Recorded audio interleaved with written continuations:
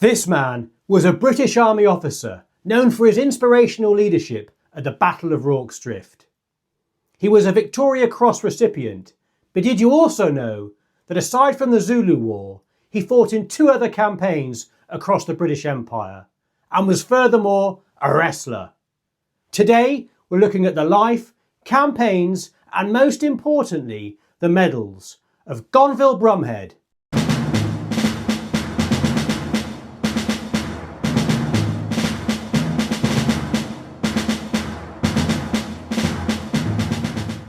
We've all heard about Rorke's Drift, one of the most famous battles in British military history, and there are loads of YouTube videos about it. But I want this video to be different. I intend to tell you more about the life of Bromhead, his experiences, his other campaigns, and the man beyond that one famous battle. And when we do look at Rorke's Drift, we'll see it through another angle. We'll see it through the eyes of the Zulus, through the actual regiments that took part in the attack. And for that last question, we have a special guest to help us. A YouTube British military history legend, an expert on the Zulu battlefields. So join me as we conduct a deep dive into the world of Gunny Bromhead. Before we move on, it's important to understand that Gonville's surname, Bromhead, was actually pronounced Bromhead. Hailing from an English aristocratic family, Gonville Bromhead was born in August 1845 in Versailles, France, which on the surface I thought an unusual birthplace for a British Army officer of the time. However, I did some digging. Interestingly, and I didn't know this, after the Napoleonic Wars, the cities of Paris and nearby Versailles became home to thriving British expatriate communities.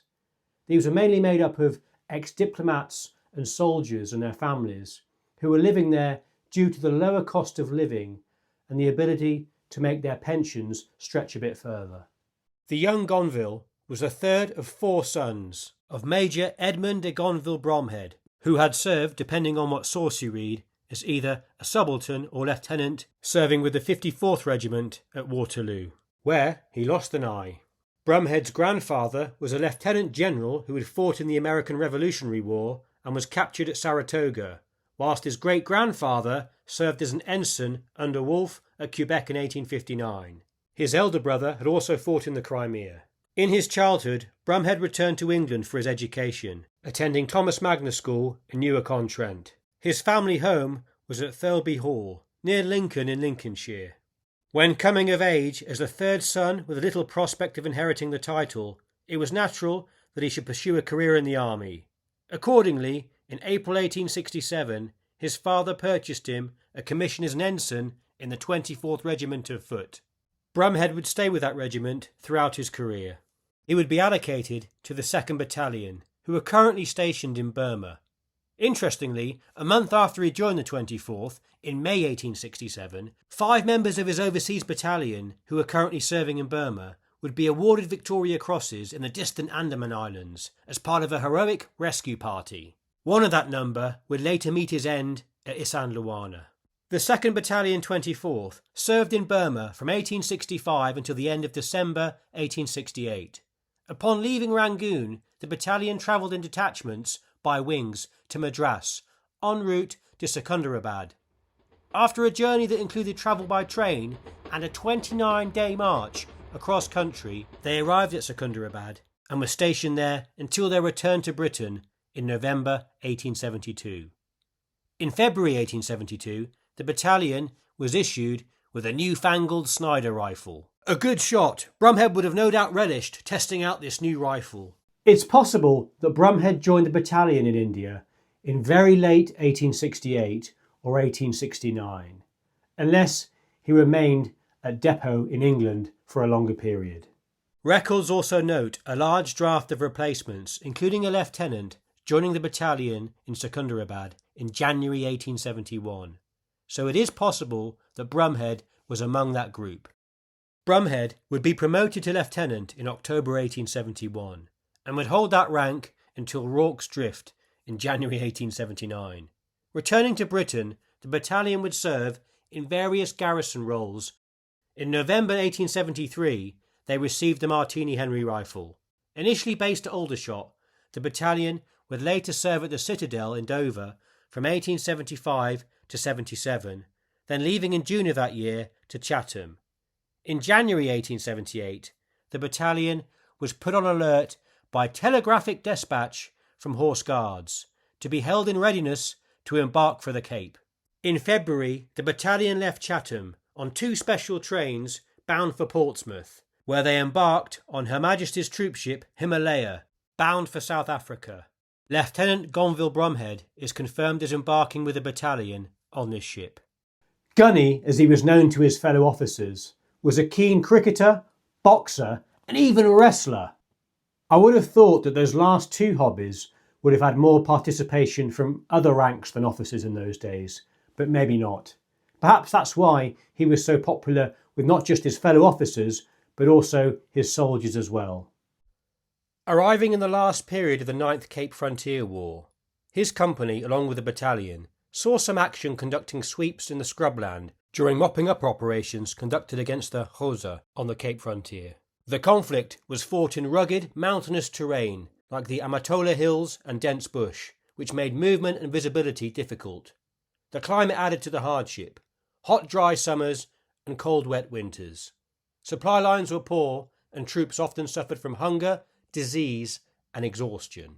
To the indigenous warriors, the terrain offered good cover for guerrilla-style fighting, whilst British and colonial forces struggled to adapt to ambushes and hit-and-run tactics. Overall, conditions were tough, uncomfortable and physically demanding, with both sides suffering severe hardship throughout the war.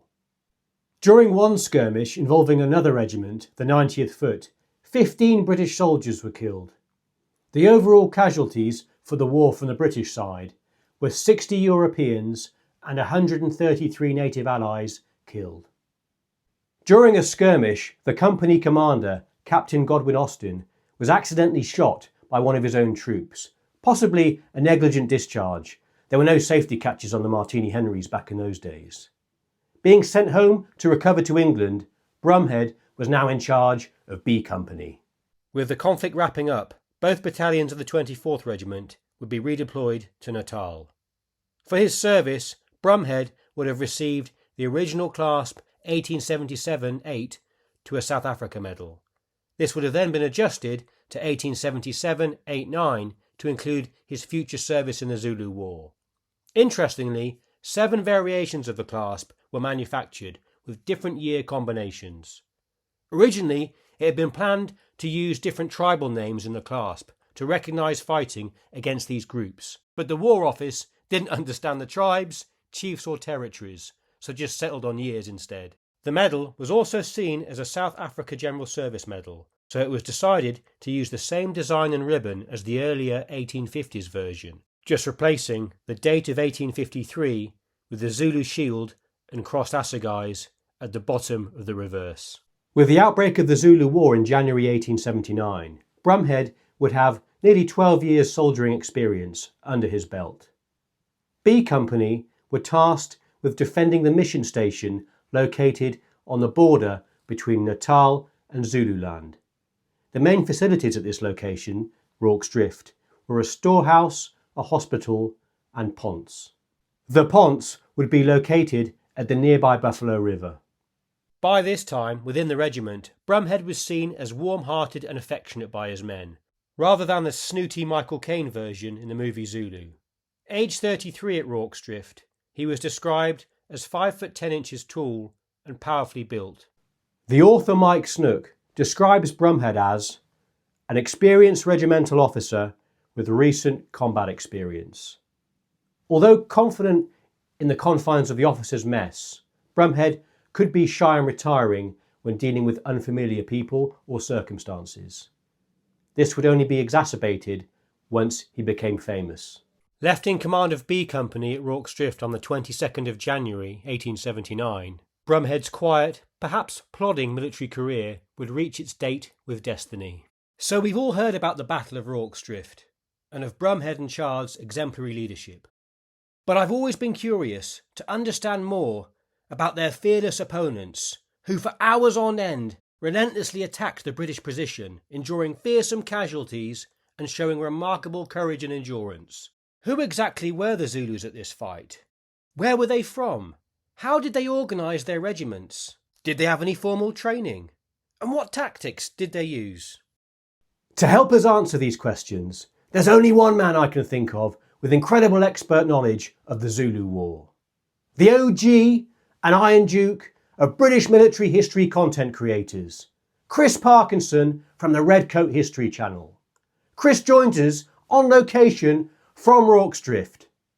Thanks, Daniel. Well, I'm here running a tour of the Zulu War, and I just so happen to be at the place where Bromhead was awarded his VC for helping to defend. It's a fascinating place, and I'm always happy to talk about the Zulu War.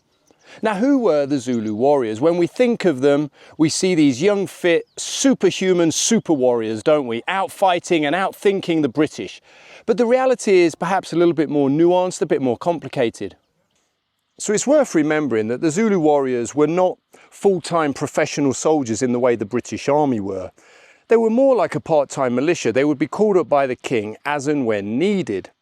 But what they did do is they grew up learning how to fight. They would fight with sticks from a young age. There would be stick fighting competitions.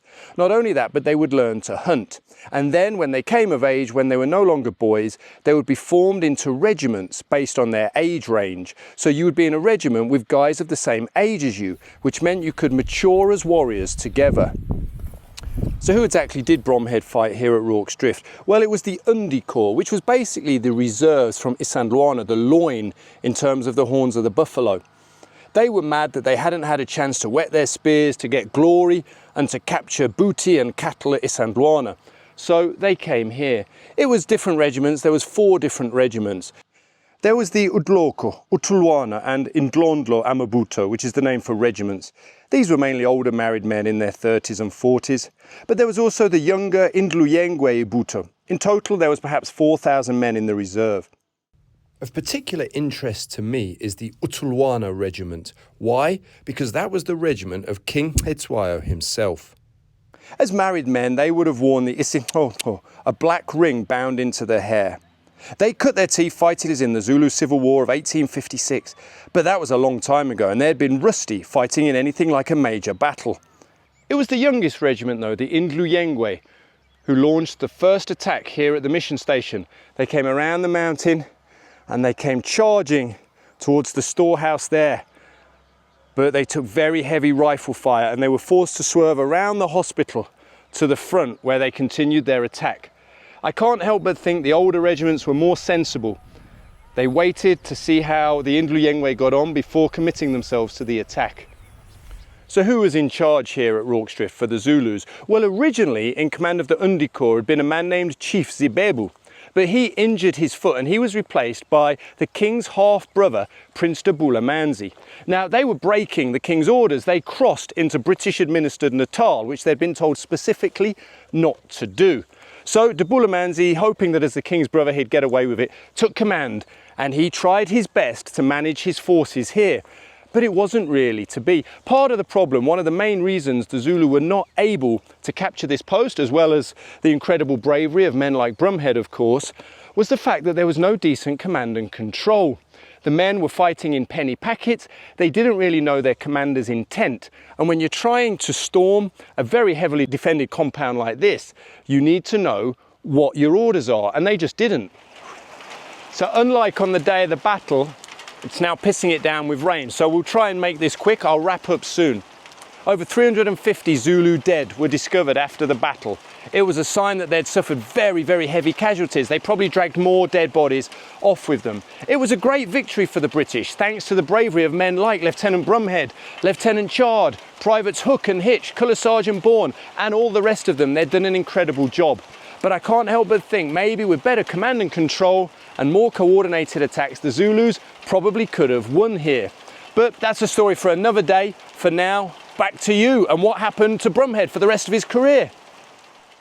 Thanks, Chris. That's fantastic information. See, he even braves the rain for us. Nothing can come between British military history and this man. In addition to hosting a top-tier YouTube channel, Chris is also a qualified Zulu battlefields tour guide. and very recently completed a successful guided battlefield trip, including Isand Luana and Rorke Drift. It honestly looks wonderful, and I believe he's got more tours planned in the future. To find out more after this video, check out his YouTube channel, Redcoat History, or website redcoathistory.com for more information. Back to the battle, and enduring constant attacks until around dawn, the garrison suffered 15 killed, in addition to 2 more dying of their wounds. 11 defenders were awarded the Victoria Cross for their distinguished defence of the post, with 7 going to soldiers of the 24th Foot. Bromhead would be one of the recipients, with his award being announced or gazetted in the London Gazette on the 2nd of May 1879. Bromhead would rapidly be promoted to captain and later brevet major. A naturally unassuming and modest man, Bromhead would struggle with being suddenly thrust into the spotlight. Described as slightly deaf, as many infantry officers were after a few years' experience, the action at Rorke Drift may have made that condition more severe and undermined his confidence further. Immediately after the battle, the 2nd Battalion remained at Rorke Drift after arriving there to relieve B Company and reinforce the position against any further attacks. They spent a miserable time there without tents and covering and had to sleep on muddy ground. Remember, much of their logistics had either been destroyed at Isand Luana or their medicines, for example, had gone up with a fire at the hospital. The state of affairs lasted until April, during which time 12 men and 1 officer died of sickness and 13 men and 2 officers were invalided home. During the second invasion of Zululand, the battalion was split up for various duties, including building Fort Warwick on the Interlazy Ridge. One new garrison and supply post, Fort Bromhead, was named after Gunny. B Company would not see any action again, and under Brevet Major Bromhead were sent on routine tasks such as wood cutting or garrisoning supply posts. They didn't take part in the Battle of Ulundi, but when Lord Wolseley arrived to take over command of British forces from Lord Chelmsford towards the end of the war, 2 companies, F and H, provided his escort in Zululand. Bromhead was supposedly included in that special escort. In September 1879, Wolseley would present Bromhead with his Victoria Cross. Of Bromhead and Chard, the notoriously catty and conceited Wolseley stated, "Two duller, more stupid, more uninteresting even, or less like gentlemen, it has not been my luck to meet for a long time." There were other similar comments about Bromhead made by contemporary officers such as on Chelmsford's staff. However, I get the impression this is tinged by a slight bit of jealousy, and you have to remember some of these more senior staff were essentially culpable for the events at Isand Luana due to their arrogance and lackadaisical planning. With the war over, towards the end of 1879, the battalion was ordered to Gibraltar, which they reached on the 12th of February 1880, going into quarters at Casemate Barracks. On reaching Gibraltar, Bromhead went on extended leave back to Britain. He missed an audience with Queen Victoria as he was fishing on holiday in Ireland. He would never be invited back again. Back in Gibraltar, the battalion received new regimental colours. Interestingly, during this time after the news of the May 1 disaster in July 1880, the battalion was ordered to be held in readiness for embarkation for India. On the 12th of August, the battalion embarked on the troop ship Orontes, bound for Bombay. They arrived in Secunderabad about a month later via Pune, travelling by rail. Bromhead and his men would stay in Secunderabad until December 1883. During that time, with the Cardwell-Childers reforms of the period, the 24th Regiment of Foot would be retitled as the South Wales Borderers in July 1881. Around this time, he also attended musketry school at Hythe and was awarded a first-class certificate. I'm not sure of the exact dates, and it seems over his career he attended musketry school twice. In 1883, Bromhead would be promoted to Major. After attending a camp of exercise in Bangalore between December 83 and January 84, the battalion moved on to Madras in February. The battalion would be stationed in Madras until May 1886, where it would then embark for Rangoon. Being informed the battalion would be deploying to Burma may have been a poignant experience for Bromhead, as his elder brother, who had served in the Crimea, Edward Bromhead, died in Burma in 1869, most likely of natural causes or disease. They would participate towards the end of the Third Anglo-Burmese War, which by this stage had devolved into more asymmetric and guerrilla warfare. The British would term it the pacification phase. Bromhead, it seems, was based at either Thayat Miao or Tong Hu, where either wing was stationed. Thayat Miao was the headquarters of Thayat Miao District, with a cantonment built in 1854 by the British in the prior annexation of Lower Burma, which served as a frontier station with Upper Burma. Tong Ho was another important garrison location, situated between Rangoon and Mandalay, and was occupied by the British Army until 1893. The battalion would be in Burma for approximately 2 years, and was involved in the pacification of Upper Burma. In that time, it had several men killed in action and 56 who died of wounds or disease, induced by the arduous conditions of the fever-haunted jungles. More reminiscent of the Malaya emergency or Vietnam, it would be a campaign of back-breaking jungle patrolling, sudden ambushes, and deadly disease. You can find much more details on this campaign in my book, Clasps of Courage. An Amazon link is in the description. Although I found no specific records of Bromhead's personal involvement in the campaign within the battalion's records, the following examples illustrate the type of warfare and harsh conditions he and his men would have experienced. The battalion's records state, on the 14th of August 1886, A Company, made up by E Company to 105 rifles, marched out of Thayat Miao. On the 18th of October, it returned with only 5 men fit for duty. 2 had been killed in action, 21 had died of fever, the remaining 77 were attending hospital. On the 13th of September 1886, Major Clements, in command of 50 rifles of the battalion, proceeded to the military post of Tain Da. Sergeant Neve and 6 men formed the advance guard. After 6 miles, the flank groups had to close on the track as the jungle was impenetrable on either side. Shortly after they had closed, a volley was fired into them at 15 yards. Privates Head and Lewis fell dead. Sergeant Neve and Privates Bickley and Loxton were severely wounded. Private Loxton propped himself up and opened fire on the dacoits, or the rebels, who appeared on all sides. His conduct was afterwards especially brought to notice. Major Clements quickly brought up some men and dispersed the enemy, but not before he himself was wounded. Some troops from the battalion would be assigned to the mounted infantry, riding ponies on jungle tracks and used in flying columns. In November 1888, the battalion departed Burma via Rangoon, returning to India, this time being garrisoned both in Bareilly and Raniket, a hill station and cantonment camp. Bromhead's brother, Charles, took command of the battalion. For his service, Bromhead would be awarded, along with his battalion, the India General Service Medal 1854. He would be entitled the Burma 1885-7 clasp, as well as the 1887-89 clasp. Interestingly, for this campaign medal, a total of 24 clasps were awarded for 23 campaigns across India, Persia, Burma and other areas, with 55 qualifying actions over a period of 40 plus years. Those who qualified for a second or subsequent clasp received the new clasp only to be attached to their existing medal. The medal was never issued without a clasp, with the maximum number known to have been awarded to one individual soldier being an incredible 7 clasps. General Sir Frederick Roberts, the Commander-in-Chief, inspected Bromhead's battalion in April 1889, stating, "I inspected the 2nd Battalion and was much pleased with the appearance and turnout of the men. The report shows the battalion to be thoroughly efficient and reflect great credit on Colonel Bromhead, Gunny's brother.